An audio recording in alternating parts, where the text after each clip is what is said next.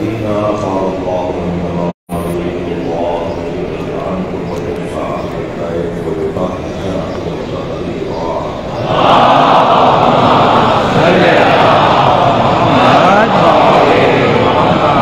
ورحمة الله على أعدائهم وعذابتهم إلى قيام يوم الدين. أما بعد، قال الحكيم في القرآن الكريم: بسم الله الرحمن الرحيم. إن هذا لهو البلاء المبين وفديناه بذبح عظيم.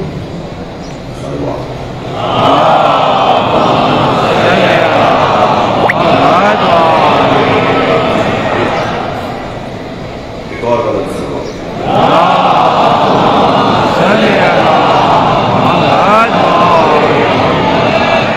اور غلط سلوات.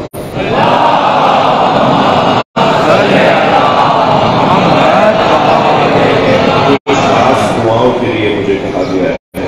کچھ بچیاں، کچھ بچے بیمار ہیں.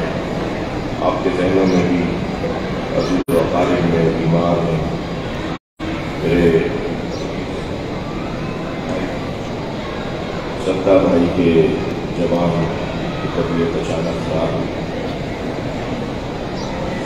صحت کے لیے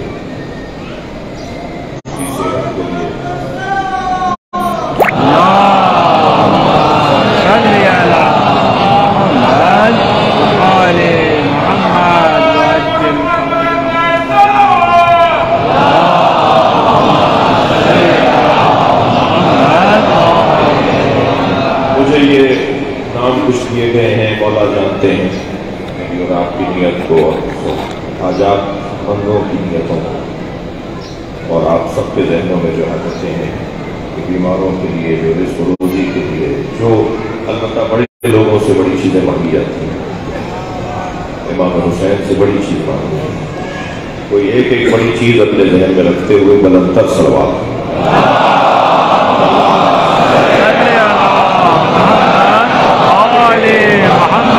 سورہ مبارکہ صافات کی دو آیتیں میں نے پڑھی ہیں، اور دونوں آیتوں کا تعلق امام حسین سے. اللہ قرآن مجید میں حضرت ابراہیم کی قربانی کو یاد کر رہا ہے. توجہ ہے. ارشاد ہو رہا ہے: ان ھذا لھو البلاء المبین. یہ جو ابراہیم کو ہم نے آزمایا، یہ جو ابراہیم کی آزمائش تھی، یہ جو ابراہیم نے بت توڑ کر خود کو آگ میں جلنے کے لیے تیار کیا، یہ جو آگ میں ابراہیم کو پھینکا جا رہا تھا اور ابراہیم اس آزمائش پر اتر رہے تھے، یہ جو ابراہیم نے اپنے بچے کے گلے پہ چھری چلائی، یہ جو ابراہیم سے ہم نے آزمائشیں لی، خاص طور پر اسماعیل کے گلے پہ چھری کا چلنا، ان ھذا لھو البلاء المبین، یہ بہت بڑی آزمائش تھی. یہ بڑی مبین، بڑی روشن آزمائش تھی. اس سے بڑی آزمائش تاریخ انبیاء میں کسی کو نہیں اٹھانا پڑی. اس سے زیادہ بڑا امتحان کسی نے نہیں دیا. جس نے جتنا بڑا امتحان دیا، اتنا ہی اس کا مقام بلند ہوا.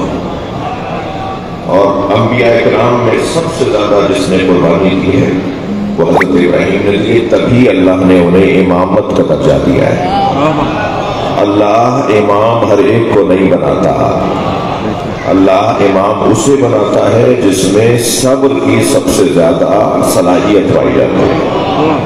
ایک اور جگہ ارشاد فرمایا: وَجَعَلْنَا مِنْهُمْ أَئِمَّةً يَهْدُونَ بِأَمْرِنَا.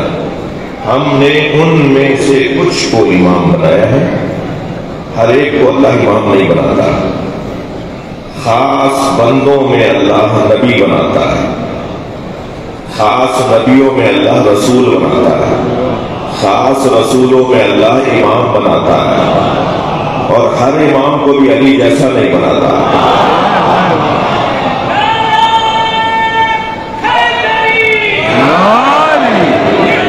ہر امام بھی اللہ حسین جیسا نہیں بناتا.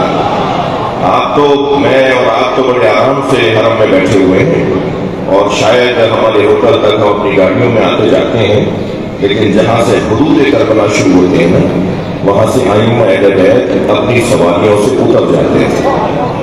خاص طور پہ جب امام جعفر صادق کے چاہنے والے نے دیکھا کہ حضرت کا گھوڑا ساتھ ساتھ چل رہا ہے اور حضرت پیدل چل رہے ہیں قبر حسین کی طرف، مرکز حسینی کی طرف، تو ایک چاہنے والے صحابی محترم نے امام سے کہا مولا آپ بھی امام ہیں اور حسین بھی امام ہیں، تو آپ ایسے عاجزی کے ساتھ حسین کی بارگاہ میں جا رہے ہیں.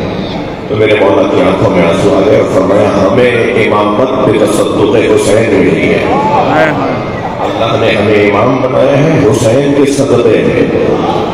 تسعۃ من ولد حسین، اللہ نے 9 بیٹے حسین کی نسل میں امام بنائے. یہ امام حسین کی قربانی کا امام حسین کو ایک اجر یہ دیا گیا کہ نسل حسینی میں امامت کو رکھ دیا. ساری دنیا جس مہدی کا انتظار کر رہی ہے وہ حسین کا نواں بیٹا ہے. صلوات پڑھنے ظہور کے لیے.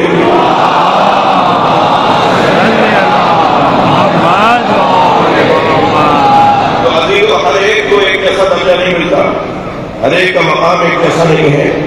پھر جس نے جتنی محنت کی ہوگی اسے کہیں درجہ ملے گا. تو اس آیت کریمہ یہ سورہ مبارکہ سجدہ کیا جاتا ہے. ارشاد ہو رہا ہے وَجَعَلْنَا مِنْهُمْ أَئِمَّةً يَهْدُونَ بِأَمْرِنَا، اور ہم نے ان میں سے کچھ کو امام بنایا ہے. ہر ایک کو اللہ امام نہیں بناتا. میں ایک جملہ کہنے جا رہا ہوں، اللہ جن میں سے کن میں سے امام بناتا ہے. اللہ جن میں سے ایک امام بھی امام حسین کی بارگاہ میں مجلس پڑھ رہا ہوں اور آپ سن کر مجلس پڑھ رہے ہیں، اس لیے کہ کانوں کا بھی تو ذکر ہے نا. میری زبان کا ذکر ہے، آپ کے کانوں کا ذکر ہے، اور اگر دل پر اثر ہو جائے تو دل بھی ذاکر ہو جاتا ہے، اور اگر فکر پر اثر ہو جائے تو فکر بھی ذاکر ہو جاتی ہے. کیا بہتر نہیں ہے کہ ہم امام حسین کی بارگاہ سے ذاکر بن کر جائیں؟ امام حسین کی بارگاہ میں ذکر سے منور ہو کر جائیں. کن میں سے اللہ امام بناتا ہے؟ توجہ ہے بات کی؟ تھوڑا سا توجہ بڑھائیے گا. کن میں سے اللہ امام بناتا ہے؟ جن میں سے اللہ امام بناتا ہے. کن میں سے اللہ امام بناتا ہے؟ جن میں سے اللہ امام بناتا ہے. ان میں سے ایک کا نام عباس ہے. استاد قمر جلالی کس خلوص کے ساتھ یہ دو مصرے کہہ گئے، کس خلوص کے ساتھ کہہ گئے کہ آج حرم امام حسین میں دوہرا رہا ہوں. استاد قمر جلالی کہتے ہیں کہ مقام حضرت عباس کم نہیں تھا قمر. بھائی توجہ بڑھائیں گے. مقام حضرت عباس کم نہیں تھا قمر، پلاتی دودھ جو زہرا امام ہو جائے.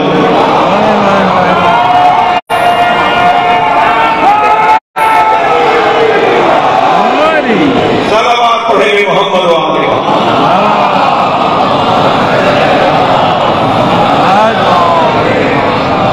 وَجَعَلْنَا مِنْهُمْ أَئِمَّةً يَهْدُونَ بِأَمْرِنَا، اور ہم نے ان میں سے کچھ کو امام بنایا. اور ہم بناتے ہیں کن کو؟ لما صبروا. معیار کیا ہے؟ کسوٹی کیا ہے؟ پیمانہ کیا ہے؟ اللہ امام کس سے بناتا ہے؟ کس معیار پر اللہ جو امام بناتا ہے؟ اللہ کی نہ تو کسی سے رشتہ داری ہے، نہ اللہ کا کسی سے پڑوس ہے. یہ تو ایک نقطے ہیں جس کی بنیاد پر قانون ٹوٹتا ہے، استثناء کے قائل ہو جاتے ہیں پڑوسیوں کے حقوق کی خاطر اور رشتہ داروں سے صلہ رحمی کی وجہ سے. تو اللہ کو لم یلد ولم یولد ہے، اس کی کسی سے رشتہ داری نہیں ہے، اور اللہ ہر جگہ ہے لہذا اس کا کسی سے پڑوس نہیں ہے. تو اللہ کا نہ کسی سے پڑوس ہو نہ کسی سے رشتہ داری، تو پھر اللہ کس بنیاد پر امام بناتا ہے؟ لما صبر، پہلا معیار. توجہ بڑھائیں گے، اپنی گردنوں کو ہلائیں گے، توجہ میرے ساتھ رہیں گے. امام بارگاہ میں نہیں، حسین کے حرم میں آ جائیں گے. یہ جتنے امام بارگاہ ہیں وہ سب اس حرم کی تاثیر میں بنے. یہ دنیا میں جتنے امام بارگاہ ہیں سب اس حرم کی پیروی میں بنے.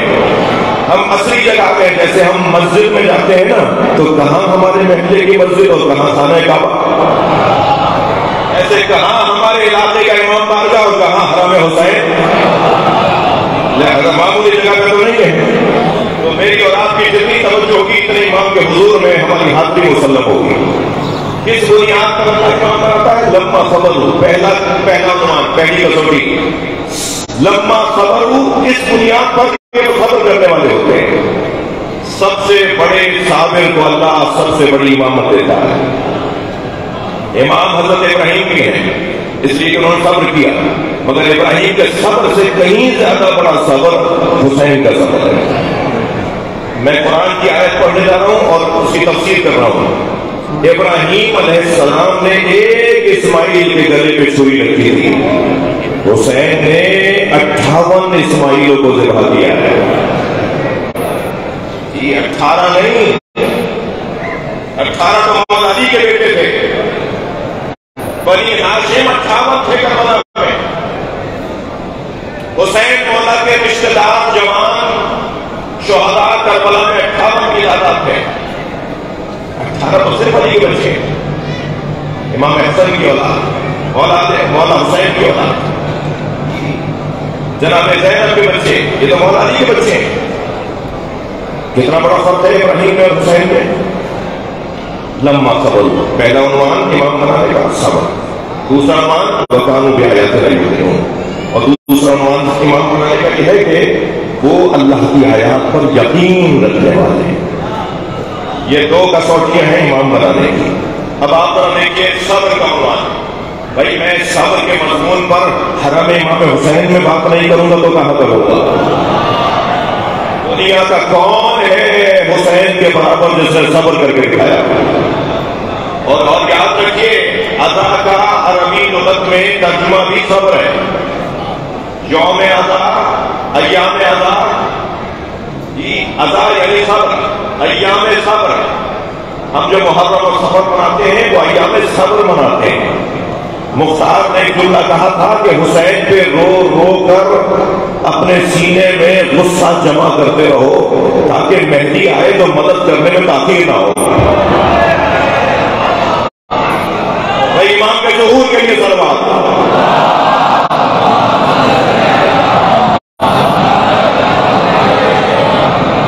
مجھے اندازہ ہے کہ مجھے اپنے وقت کے اندر بات کو مکمل کرنا ہے، توجہ چاہوں گا۔ صبر سب سے بڑا عنوان ہے فضیلت مولانا حسین۔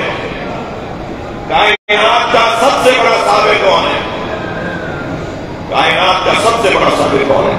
لما صبر وکانوا بآیات اللہ یوقنون۔ حضرت ابراہیم نے کیا قربانی دی؟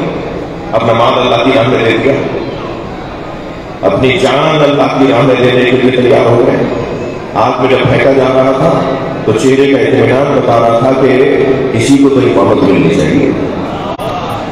اب تو اسی کا ہے کہ جس کے صبر اس درجے پر جب پھینکا جا رہا تھا تو جبریل فرشتوں کی نمائندگی کرتے ہوئے اللہ سے اجازت لے کے بارگاہ میں آئے۔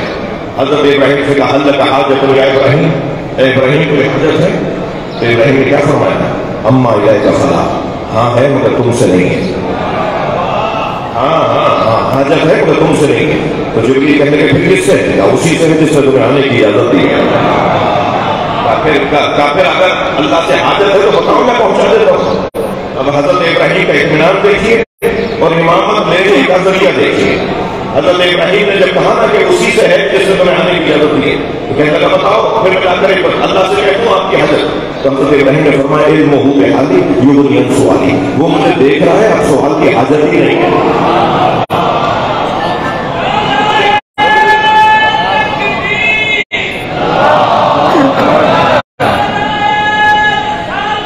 یا رسول اللہ ماشاءاللہ بلندر صلوات۔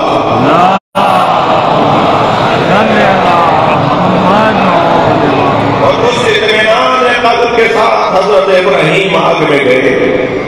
وہ جو بھڑکتے ہوئے شعلے تھے وہ ابراہیم کے لیے ٹھنڈی ہوائیں بن گئی۔ آگ تو جل رہی تھی مگر ابراہیم کو گلے گلزار لگ رہی تھی۔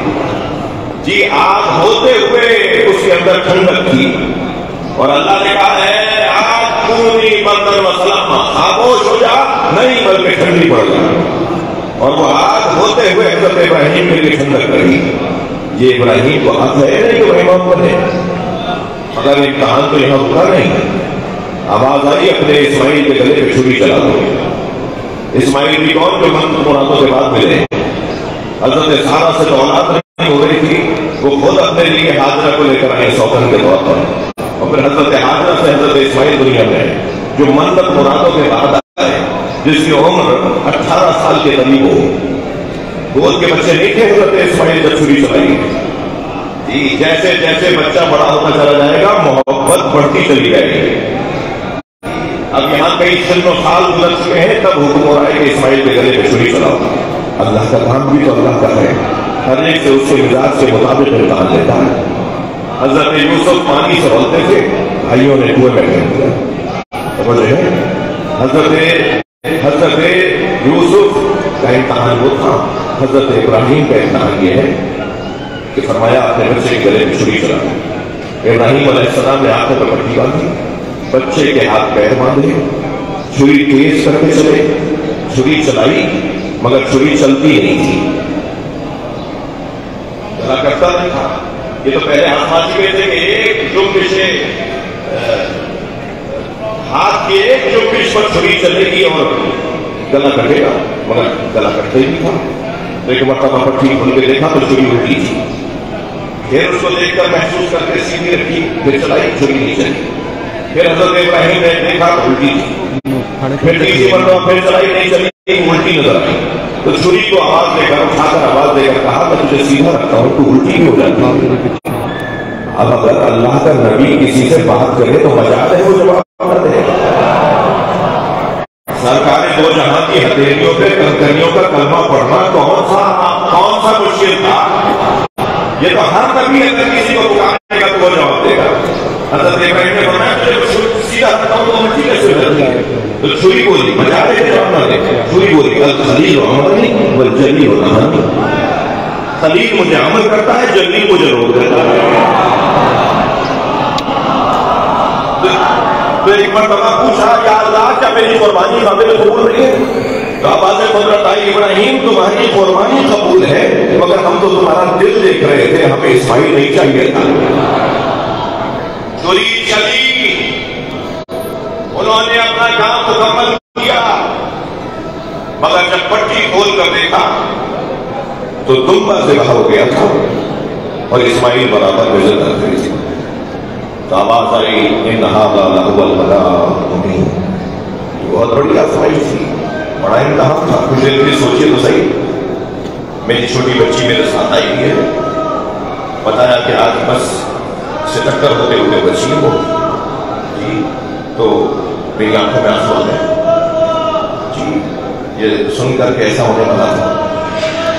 اولاد کی محبت تو اولاد والے جاتے ہیں. آپ کے ساتھ بھی بچے آئے ہوئے ہیں اور آپ بچوں کو چھوڑ کر بھی آئے ہوئے ہیں. یہ جو بچوں کی محبت ہے نا, یہ کوئی ماں باپ سے پوچھے. اور ہمارے والد تو ہم سے کہتے ہیں کہ ان کے والد سے کہتے تھے کہ تو میری محبت کو جب یاد کرے گا جب خدا تجھے صاحب اولاد کرے گا. تو ہمیں تو اندازہ جب ہوتا ہے جب ہم خود صاحب اولاد ہو جاتے ہیں. کوئی حضرت ابراہیم سے تو پوچھے کہ حضرت ابراہیم کے دل پہ کیا گزر رہی تھی, مگر اللہ کی خاطر چھری چلا دی نا. اور جب حضرت اسماعیل کو گھر لے کر گئے تو گلے پہ الٹی چھری چلنے کے نیلے نشان تھے. جو حضرت حاجرہ نے پوچھا کہ یہ کیا ہے, تو فرمایا میں اسے ذبح کرنے لگ گیا تھا. تو حضرت حاجرہ نے نیلے نشان دیکھے تو 3 دن کے بعد روتے روتے رحلت کر گئی. ہاں میں نے کیا بول دیا, حضرت حاجرہ 3 دن کے اندر رحلت کر گئی تھی. اسماعیل ذبح نہیں ہوا تھا. یہ سوچ سوچ کے کہ اگر میرا بچہ ذبح ہو گیا ہوتا تو کیا ہوتا. قرآن کہتا ہے وَفَدَيْنَاهُ بِذِبْحٍ عَظِيمٍ. اے ابراہیم ہم نے تمہاری اس قربانی کو مؤخر کر دیا, فدیہ کر دیا ایک اور بڑی قربانی پر. بس عزیزوں میں نے اپنے فضائل کے بیان کو مکمل کیا. کربلا میں ہو, میں پاکستان میں, ہندوستان میں, دنیا میں جہاں کہیں جاتا ہوں اور مسائل شروع کر رہا ہوتا ہوں تو بھی ایک تکیہ کلام ہو گیا ہے. میں رونے والوں سے کہتا ہوں چلو کربلا چلے, چلو اپنے ذہنوں کو کربلا لے چلو.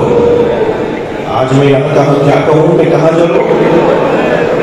اس سے زیادہ کوئی مالدار مجلس ہوگی, اس سے زیادہ کوئی روحانی مجلس ہوگی, اس سے زیادہ کوئی سنگین اور بڑی مجلس ہوگی جو میں پڑھنے جا رہا ہوں اور آپ سننے جا رہے ہیں, اور کسے سنانے جا رہے ہیں کہ جس پہ گزری ہے.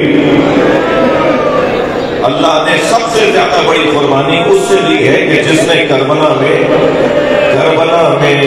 شدت پیاس کو بھی دیکھا، جس نے کربلا میں چھوٹے چھوٹے بچوں کے لاشیں بھی دیکھے، جس نے کربلا میں مولا حسین سے معافی مانگ کے کہا مولا میں نے سنا ہے کہ آپ کے سامنے علی اکبر کے جب مسائل پڑے جاتے ہیں، اللہ اپنی آوازوں کو آزاد کریں گے، مولا میں نے سنا ہے جب آپ کے سامنے حضرت علی اکبر کے مسائل پڑھے جاتے ہیں تو آپ مرکز میں بے چین ہو جاتے ہیں، مولا مجھ میں دم نہیں ہے کہ میں علی اکبر کے مسائل پڑھوں، مگر مجھے آپ کو غصہ دینا ہے، آپ سے شاباش لینی ہے، آپ سے بہت کچھ لینا ہے، ہم سب فقیر بیٹھے ہیں، نہ جانے کیسی کیسی حاجتیں ہیں، کس کے کیا کیا مسئلے ہیں، وہ سب آپ کی بارگاہ میں لے کر آئے، ہمیں پتا ہے کربلا میں اللہ ملتا ہے۔ میں امام حسین کی زری پہ کھڑے ہو کر جب بات کروں گا تو میری بات اللہ سن رہا ہوگا، سنیں گے ذرا ہو، اس وقت ہم کہاں ہیں؟ ہم باب اللہ پہ کھڑے ہیں، اللہ کے دروازے پر آتے ہیں، اللہ جہاں سے سنتا ہے وہ کربلا ہے، حسین کی بارگاہ ہے۔ چلیے چلیے اپنے ذہنوں کو لے چلیے، سن 61 ہجری میں لے چلیے، یہی کربلا تو تھی، یہی جہاں سے زری سے سرخ رنگ کی روشنی نکل رہی ہے، یہی تو زہرا کا لال گھوڑے سے گیا تھا۔ مجھے تو کچھ محنت کرنی نہیں ہے، یہ مجلس تو ویسے ہی بنی ہوئی مجلس ہے، سیدھی سیدھی بات کروں گا اور آپ کا ذہن سن 61 ہجری میں چلا جائے گا۔ یہی جگہ نہیں تھی جہاں امام حسین گھوڑے سے گئے، تھوڑا سا آگے جائیے تو وہ اللہ زینب بھی ذہن میں آ رہا ہے، ایک بہن ہے جو ٹیلے پہ کھڑی دیکھ رہی ہے اور علی کی بیٹی کی کوئی سننے والا نہیں ہے۔ عرب کا دستور ہے کہ جب کوئی عورت خاتون باہر نکل کر اپنے دونوں ہاتھ سر پہ رکھ کے رستے میں کھڑی ہو جائے تو عرب سمجھتا ہے اس کی کوئی حاجت ہے، اسے کسی مدد کی ضرورت ہے۔ سنیں گے جناب زینب نے 10 مرتبہ سر پہ ہاتھ رکھا، مگر کوئی غیرت عرب رکھنے والا بھی نہیں تھا جو آگے بڑھ کے پوچھتا علی کی بیٹی تمہاری کیا حاجت ہے؟ اللہ باتوں کو آزاد کریں، آج کے علاوہ نہیں معلوم ہمیں حرم امام حسین میں پھر ایسا موقع ملے گا نہیں۔ کسی نے پڑھ کر نہیں پوچھا کہ علی کی بیٹی تمہاری کیا حاجت ہے، تو خود آواز دے کر کہا ہے پسر ساتھ میرا ماں جایا مارا جانا۔ مجھے جلدی نہیں ہے، میں اپنے وقت میں اپنی بات کو مکمل کر رہا ہوں۔ مولا حسین کو کن کا بھروسہ دیں؟ لاشیں تو حسین نے صبح سے عصر تک سارے اٹھائے، کوئی ایسا لاشا نہیں تھا جو حسین نے کسی اور کو اٹھانے دیا، حتیٰ حر کے بیٹے کا لاشا بھی خود حسین نے اٹھایا۔ جب حر نے بڑھ کر کہا نا مولا یہ غلام زادہ ہے تو فرمایا جوان کی میت باپ نہیں اٹھاتا۔ یہ جملہ آپ نے اپنے وطنوں میں کتنی مرتبہ سنا ہوگا، جوان کی میت باپ نہیں اٹھاتا۔ عزاداروں جب علی اکبر کا لاشا اٹھا رہے تھے کون تھا جو حسین سے کہتا؟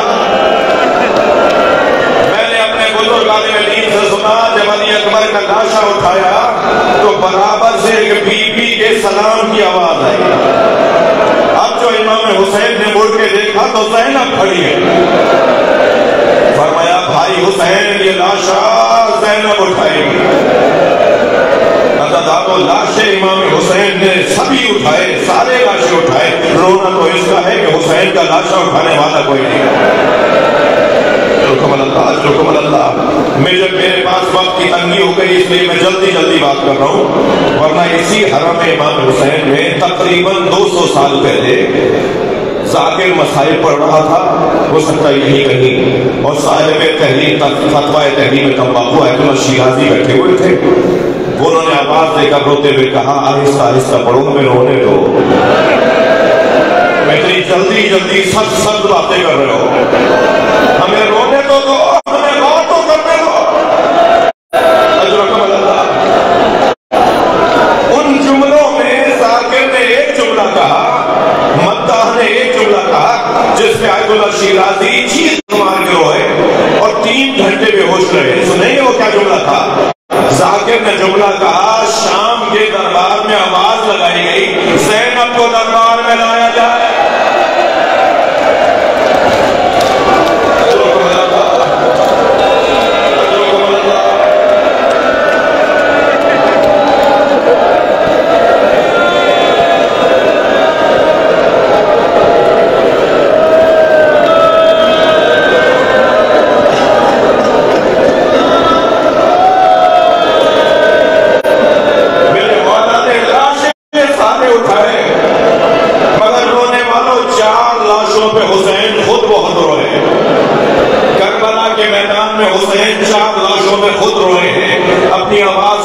حسین کی آواز میں ملائیے. پہلا لاشا قاسم کا لاشا، پامال بھتیجے کا لاشا، یتیم بھتیجے کا لاشا، اپنے بھائی حسن کی نشانی لاشا. حسین مولا نے لاشا اٹھا تو لیا مگر ایک جملہ کہتے جاتے تھے تیرے چچا پہ بڑا گراں ہے، تو مدد کو پکارے اور تیرا چچا تیری مدد نہ کر پائے. لاشا لے کے چلے ہیں ساری بیویوں نے اسی خیمہ گاہ کی طرف. آپ گئے تھے نا مجلس کرنے کے لیے، اسی خیمہ گاہ کے قریب جب پہنچے نا تو مولا نے کہا دیکھا ساری بیویاں کھڑی ہیں مگر قاسم کی ماں نظر نہیں آ رہی. تو تعجب سے کہا بہن زینب بھابھی ام فروا کہاں ہے؟ تو ایک بیوی کی آواز آئی جب قاسم کی شہادت کی خبر آئی تھی نا تو بی بی ام فروا پشتے خیمہ پہ چلی گئی تھی. اب جناب زینب نے جا کے کیا دیکھا؟ پیشانی سجدے میں ہے اور جناب ام فروا تسبیح پڑھ رہی ہے. شکران شکران یا اللہ تیرا شکر ہے تو نے میری قربانی قبول کر دی. سجدہ مکمل ہوا. جناب زینب نے کہا بھابھی آپ کو حسین بلا رہے ہیں. جب آئی ہے نا درج شہیدہ میں تو پامال لاشا رکھا ہوا تھا. پہلے غور سے دیکھا اور پھر فرمایا حسین مجھے قاسم کا خون بھرا کرتا چاہیے. امام حسین نے بھی نہیں کہا کہ بھابھی اس کرتے کا کیا کرے گی جو تار تار ہو گیا، جو چاک چاک ہو گیا، مگر ماں کی خواہش تھی کچھ ہی دیر میں خون بھرا کرتا امام حسین نے دے دیا. جناب ام فروا نے اسے خیمے میں رکھ لیا. یہ خیمے عصر عاشور جلے. قافلہ کوفہ گیا، کوفے سے شام گیا، شام میں اسیر رہا. اسیر سے رہائی کے موقع پر تبرکات واپس آئے. ہر بیوی نے اپنی اپنی گٹھڑی اٹھائی ہوئی تھی مگر جناب ام فرما نے اپنی گٹھڑی سینے سے لگائی ہوئی تھی. یہ قافلہ شام سے کربلا آیا، کربلا سے مدینہ گیا. جب مدینہ پہنچی نا تو فرمانے لگی میرا اونٹ جنت البقیع لے جاؤ. اجر و کمال اللہ آواز آزاد کریں، اپنی آوازوں کو آزاد کریں. پرسہ ہے کربلا میں حرم امام حسین پہ. جناب قاسم کا پرسہ دے رہا ہوں امام حسین کو. فرمایا میرا اونٹ جنت البقیع لے جاؤ. جب جنت البقیع پہنچی نا قبر امام حسن کے برابر میں بیٹھی، گٹھڑی کھولی، خون بھرا توڑا نکالا، قبر امام حسن پہ پھیلا دیا. اے میرے والی تمہارے بچے کی نشانی رکھ.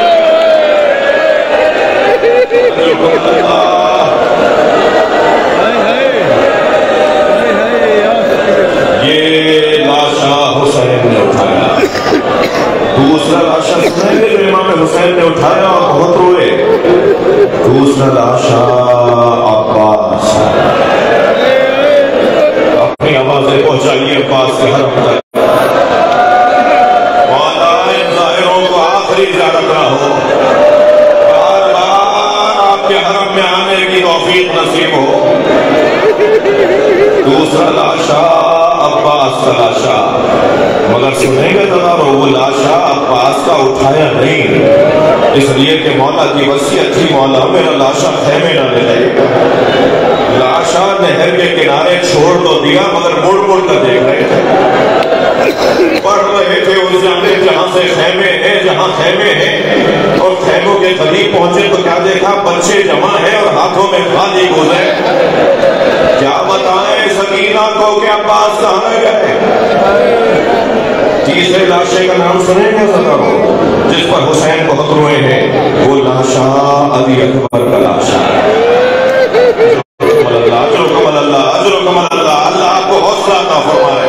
میں کچھ لوگوں کی حالت غیر ہوتے ہوئے دیکھ رہا ہوں مگر مجھے یقین ہے کوئی مرے گا نہیں. کوئی رو رو کے حسین پہ مرے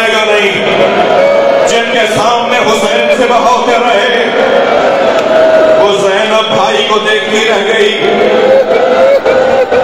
تیسرا لاشا علی اکبر کا لاشا. میرے مولا بہت روئے اس لاشے پر. مزدارو مزدارو. چوتھا لاشا سنیں گے. وہ لاشا چھوٹا بہت تھا مگر حسین سے اٹھتا نہیں تھا. کبھی آگے جاتے تھے نال اللہ، کبھی اٹھتے پیر واپس آتے تھے رضا بقضائہ و تسلیم امرہ.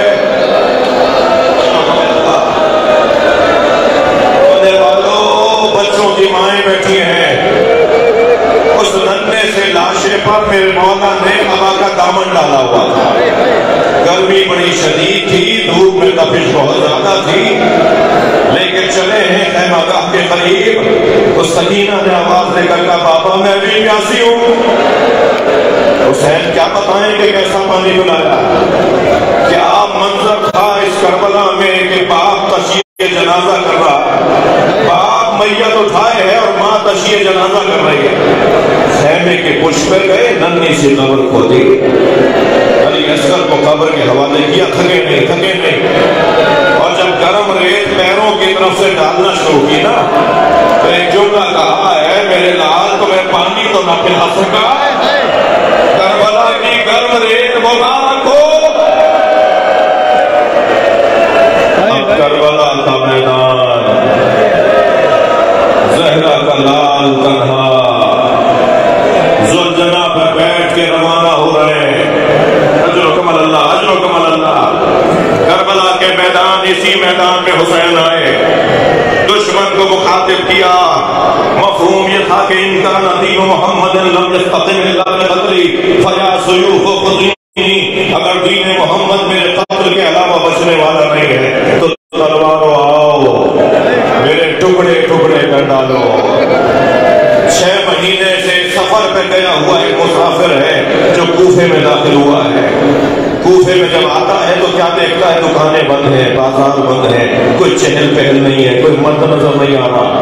آخر ذہن میں خیالات آنے لگے کہ کیا کوفے میں کوئی تعاون آ گیا، یہ کوفے والے شہر چھوڑ کر کہاں چلے گئے. یہ سوچتا گھر میں داخل ہوا تو بیٹی نے بڑھ کر استقبال کیا. بیٹی سے پہلا سوال یہ کیا کہ کوفے والے کہاں چلے گئے. کہنے لگی بابا جلدی کیجئے، آپ بھی تیاری کیجئے. کچھ حادثے پر ایک بیابان ہے جسے کرب و بلا کہتے ہیں، وہاں ایک باغی نے خروج کیا ہے. حاکم کا اعلان یہ ہے کہ باغی کو مارنے کے لیے اگر کوئی نہیں گیا تو اسے سزا دی جائے گی، اسے گرفتار کر لیا جائے گا. بابا کہیں مخبری نہ ہو جائے کہ آپ گھر میں تھے، جلدی جائیے کربلا میں باغی کو مارنے جائیے. عبداللہ کہتا ہے میں تیار ہوا، جانے لگا تو بیٹی نے رخصت کرتے ہوئے کہا بابا جنگ ہے نا، اور جنگوں میں مال غنیمت بھی ملتا ہے. مال غنیمت میں اگر یمنی پتھر مل جائے تو لے کے آئیے گا. میں گلے کا ہار بنانا چاہتی ہوں، میں زیور بنانا چاہتی ہوں. عقیق یمنی اگر مل جائے مال غنیمت میں جنگ میں تو کربلا سے لے کے آئیے گا. عبداللہ کہتا ہے میں کربلا پہنچا تو عصر عاشور کا وقت تھا. میں نے عجیب منظر دیکھا.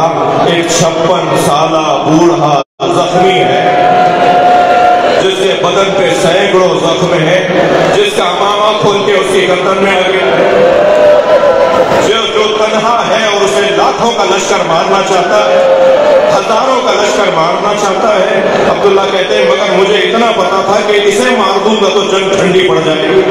میں نے ان سپاہیوں میں یہ بھی دیکھا کہ جب وہ اپنا گھوڑا موڑتا تھا تو فوجیں ڈر کر بھاگتی تھی.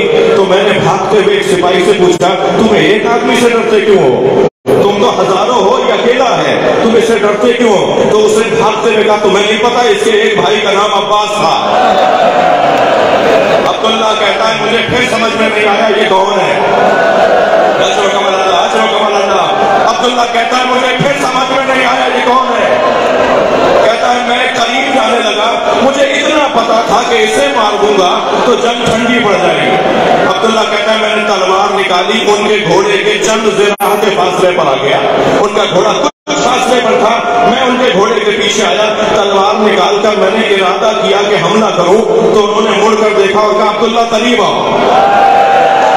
عبداللہ کہتا ہے میرے ہاتھ پیر کانپنے لگے، یہ کون ہے جو میرے